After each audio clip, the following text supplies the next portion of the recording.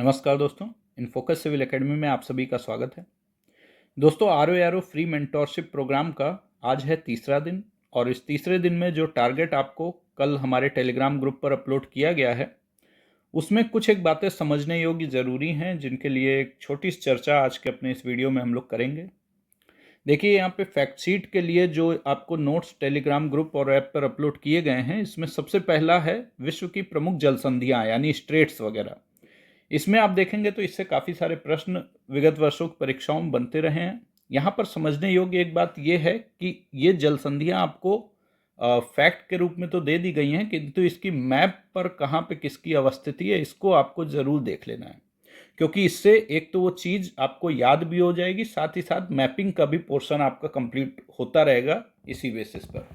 दूसरी चीज़ है कि उत्तर प्रदेश के विभिन्न पार्क और सिटीज़, पार्क में आप जैसे देखते होंगे कि अक्सर प्रश्न आता है कि डिफेंस पार्क कहाँ है, टेक्सटाइल पार्क कहाँ है, लेदर पार्क कहाँ है, सॉफ्टवेयर पार्क कहाँ है, या फिर जैसे इलेक्ट्रॉनिक सिटीज़ कहाँ है, साइंस सिटी कहाँ है, साइबर सिटी कहाँ है। तो इस प्रकार के जो प्रश्न आते हैं वो काफ़ी मात्रा में आते हैं उत्तर प्रदेश स्पेशल से ही, और उत्तर प्रदेश का आपको पता ही है कि लगभग 17 से 18 नंबर का वेटेज है।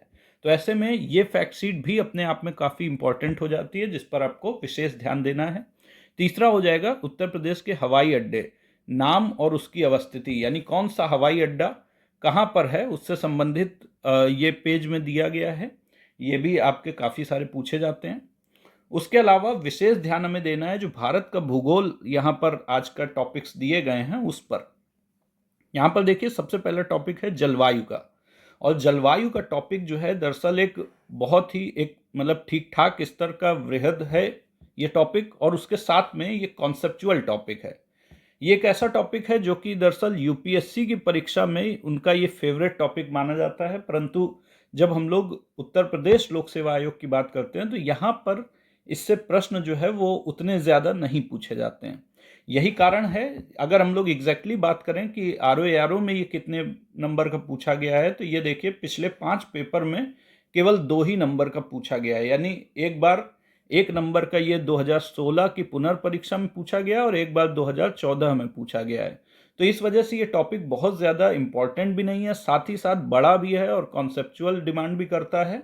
अगर आपने कॉन्सेप्ट्स के तौर पर इसको किसी पुस्तक से पहले पढ़ रखा है स्टैंडर्ड बुक से, तो वो कॉन्सेप्ट तो आपको वैसे भी याद रहेगा ही।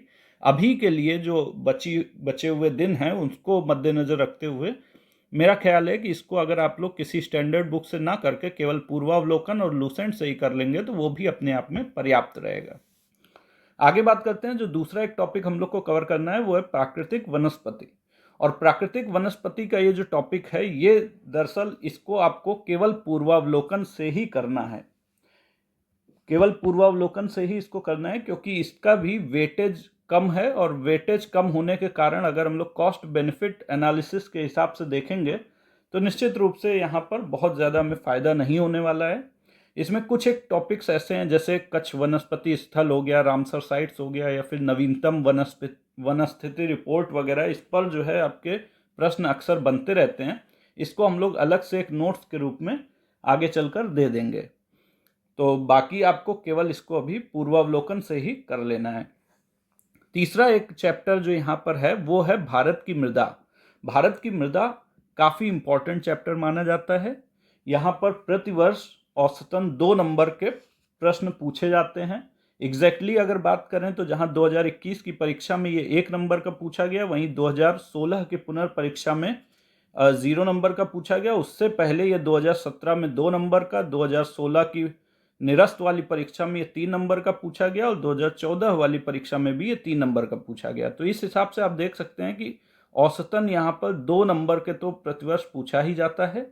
इस वजह से इसको भी हमें काफ़ी अच्छे से कर लेना है, और इसके लिए हम स्टैंडर्ड बुक से तो इसको पढ़ेंगे ही, साथ ही पूर्वावलोकन से भी इसको कंप्लीट करेंगे, जिसका कारण ये है कि यहाँ पर रिपीटेड नेचर के प्रश्न इस भारत की मृदा वाले चैप्टर से काफ़ी मात्रा में पूछे जाते हैं।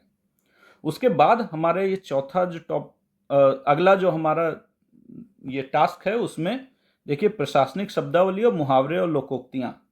तो मुहावरे लोकोक्तियों का जो तीसरे पेज का नोट्स है वो भी आपको टेलीग्राम और ऐप पर उपलब्ध करा दिया गया है।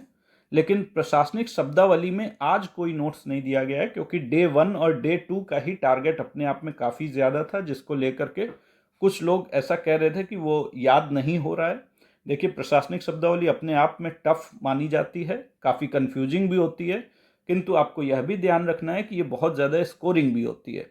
और यही कारण है कि अगर आपको 20 में से 20 नंबर मेंस के स्तर पर चाहिए तो आपको मेहनत तो करनी ही पड़ेगी। जिस मेंस में एक एक नंबर की मारामारी होती है, वहाँ पे सीधा सीधा 20 नंबर आपको सॉलिड मिल जाएंगे। इस वजह से आपको थोड़ी जद्दोजहद तो यहाँ पर करनी ही होगी, उठानी ही होगी। आगे बढ़ते हैं तो प्रशासनिक शब्दावली में आपको कल और परसों का जो टारगेट दिया गया था, जो नोट्स दिए गए थे टेलीग्राम ग्रुप में, उसी को आपको रिवाइज करना है, बार बार उसको रिवाइज करते रहना है। और मुहावरे लोकोक्तियों का अगला नोट्स दे ही दिया गया है। उसके बाद यदि देखें तो मध्यकालीन इतिहास को हम लोग कवर कर रहे थे घटना चक्र पूर्वावलोकन से। घटना चक्र पूर्वावलोकन से ही हम लोग मध्यकालीन इतिहास को कवर कर रहे थे। और यहाँ पर जो हमारा चैप्टर दिल्ली सल्तनत का जो अंतिम चैप्टर माने जाते हैं, जिसमें कल्चर से रिलेटेड प्रश्न पूछे जाते हैं, स्पेशली जैसे प्रशासन हो गया, कला हो गया, साहित्य हो गया, विविध हो गया, इन सभी चैप्टर्स को हमें कंप्लीट करना है। तो ये रहा आज का टारगेट, और इसको आप लोग आज ही पूरा कर लीजिएगा। बहुत बहुत धन्यवाद। नमस्कार।